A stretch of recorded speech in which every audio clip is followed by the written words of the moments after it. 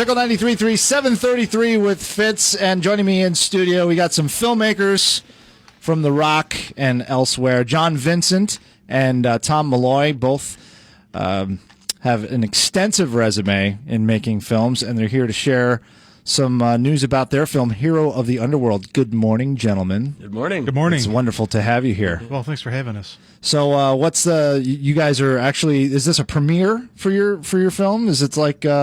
Yeah, this is the kind official of like premiere the official premiere for the movie. Yes. We've played some film festivals before and done well, actually. Won a bunch of awards, and then this is the first time it's in an actual paid movie theater. People can buy tickets. That's pretty cool. Pittsford Cinema. That's tomorrow at 9. You're going to have a Q&A afterwards. Let's talk about the film, Hero of the Underworld. What's it about? Well, it was a story that I created years ago. There was there's a hotel in New York City called the Paramount in New York, and it was owned by Steve Rebell and Ian Schrager, who were famous for owning Studio 54. And then they got in the hotel business after they went to jail, and they built all these crazy hotels in New York and London and Paris and all this.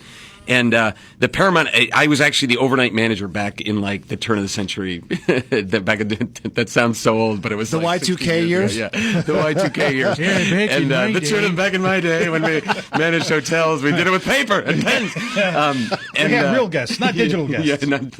It was based on a story. I was the overnight manager. I hated the job. It was something I took because I was living in New York City, and a girl that was almost beaten to death in the hotel one night. It was all fell on me, and so I envisioned this whole story of what if I was to, because I never knew what happened to her, and what if I was to try to look into her and try to help her get off the street, and that became the story of Hero of the Underworld. So very cool. It's basically, there was another aspect of it that I wanted to share, which was functional drug users. There's a lot of people that are heroin addicts, coke addicts, and things, and they're not, movies always portray them as these, down and out and living on the street. And I wanted to show the people that are good at their job, do it on a daily basis, but then also have a major drug problem. Right. And yeah. That was also inspirational. Very poignant for today as well. Exactly. So, yeah. So, and the cast, you have, John, you have quite an interesting cast there.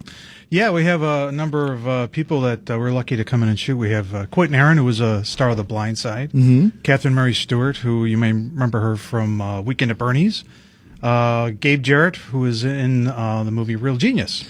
I love all these because these are the names of people you don't recognize names. For the average person won't recognize names, right. But as soon as you see a picture, you go, oh, that guy, oh, that girl, I know them. Yeah. So and they're solid actors, been working for years. That was one of the key things. I've worked on a lot of movies over the years, and a lot of times you're working with regional and local talent, and a lot of times they're very good, but the big difference is directing a film like this. You get people coming in, they know their lines. You don't have to coach them hardly at all. They show up, you block out the shot, you get the stuff, and the acting is just dead on without any kind of hassle. So it made things a lot easier because we shot this whole movie in less than 12 days. Yeah. I love this at night. Yeah. At nights, yeah. Tell me the story. I've heard the story before, but tell the listeners the story about how this film came to be.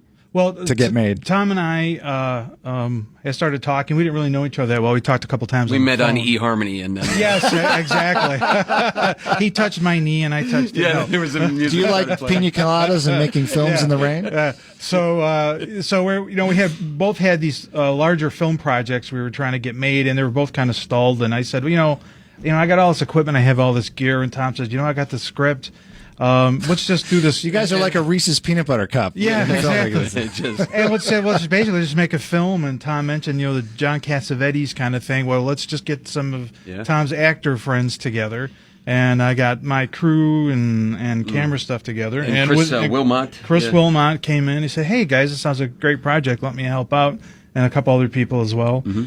And within weeks from the time of our first official meeting, I think we were shooting in just a matter of weeks. It was truly, within at least a month and a half or so. But, Greg Paulsini, another one that came behind it, has produced some of my films as well. And it's funny, we shot right there. Right I can't believe that thing with the Times Square building. Times Square building, the hawk thing on the top is where we shot. But, And, just to piggyback off what John said with the actors, it was everybody brought their A game, man. Anything that was, and we shot all nights. I mean, there's one day shot, I believe, in the whole movie, right? Yeah, the end. Yeah. Everything else it was shot, starting at 6 p.m. and going till 5 a.m. Times Square building right here in downtown. The building with the big fins on the top, right across over here. And every day our art department would come in at the end of the normal work day, so like 5 or 6 o'clock, turn the whole lobby to that building into a hotel lobby. Yeah. A functioning hotel lobby, and then as the sun was coming up, they'd be switching it, Breaking it down, so right, putting it all back together. We'd actually check in guests and things. And yeah.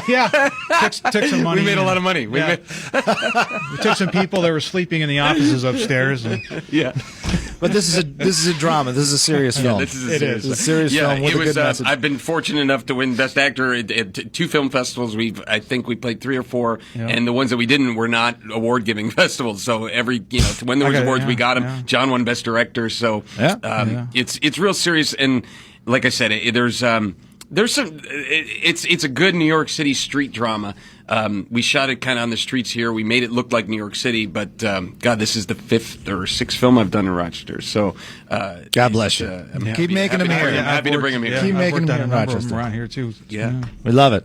So it's Hero the Underworld's playing at Pittsford Cinema tonight at 9 o'clock with a Q&A following. Friday night. Friday Friday night.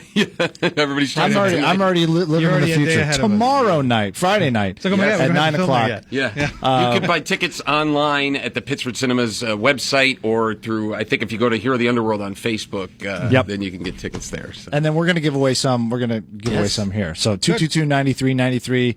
Give me a call, and we'll hook you up with some passes to go see Hero of the Underworld. You can meet Tom Malloy and John Vincent, the filmmakers, and congratulations, gentlemen. It's been a pleasure. Thank you for having us. Thanks for having awesome. us. Shout out to my Appreciate son Tyler. He's listening. Hi, Tyler. Hey, Larissa, And my daughter Donna. Larissa. Hi, Larissa. All right, it's 7:40. Fickle 93.3. Fickle 93.3.